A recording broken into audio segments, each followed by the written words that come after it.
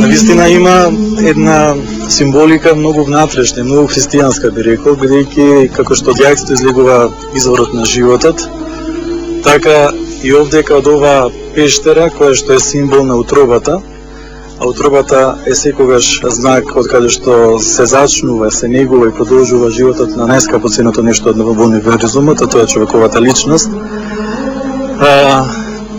Значи, меѓу овие две состојби навистина има една чудесна аналогија и баш ме радува што токму наслојките и наносите од вековите, од 14 век, токму во 21 век и токму нашата генерација ги расчистува, ги обелоденува и пред македонската и целокупната јавност представува еден скромен подарок за милениумскиот континуитет на локалитетот Зрце. Зрце 14 век, символ на некаква интерактивност, на мистичност на православието, монаштвото, осаменоста. Сум прочитал текстови кои што велат во Зрце можете да чуете тишината, која во овој момент ја нарушуваат група на археолози, архитекти и кои го прават овој обид да навлезат во утробата на Зрце. Што внатре се наоѓа? Навистина, она што внатре се наоѓа сведочи за богатиот живот во сите културни слоеви, почнувајќи од младо камено време, преку рана антика, значи 4-6 век, подосна, оној исто така го се заборав да го кажам хеленистичкиот период, имаме сведоштво на енеолитска форма на живот, тоа е бакарното доба.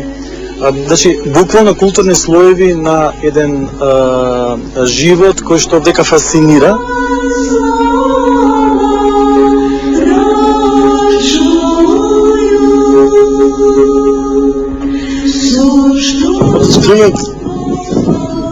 Во еден момент мислев дека дури не сакате да станете владик. Бевте толку преокупирани со монаштвото што од разговори со Дедо Наум и со другите владици мислев дека ќе им треба време да ве разубедат. Меѓутоа сега се качуваме на кај Зрце. Тој восклик на качувањето, дали вас ве носи во некакви филозофски дупки на само преиспитување? Кај сте, кај бевте и кај тргнавте? Да, навистина, тоа гледам дека навистина сте ја следале ситуацијата со оние монаси кои што подосна се хиротониса и се ракоположија.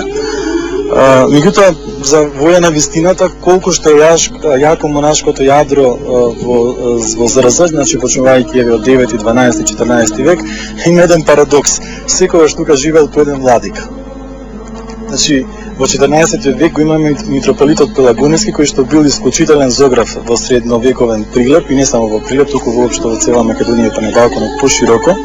Во 18 век го имаме архиереот Јосиф, кој што од Пелагонески митрополит станува Охридски архиепископ, и во 21 век моето смирение е населено овдека во овој манастир. Значи на секој 3,5 века имаме по еден владика.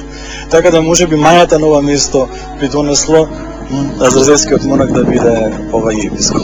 Мора да бидам помалку циничен, се надевам дека бидејќи еден период пред едно 12 години бевме колеги новинари дека нема да се дојдам во ситуација на некакво пензионерско монаштво, ама имам потреба понекогаш човек да се освеми и мора да ви кажам дека ви завидувам кога се детоксицирате од реалноста, од абсурдноста на животот. Да, навистина и мора така, за да бидеме таа радиоврска со небото.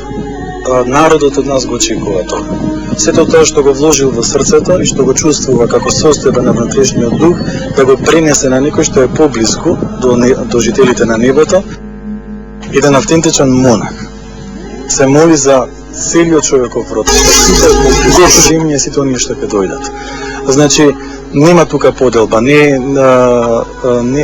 значи дека во молитвата има граница.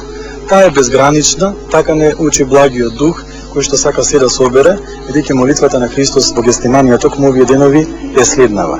Како што сме јас и ти оче едно, така и тие едно да бидат. Тоа единство, таа интеграција е мотив на нашата молитва овдека.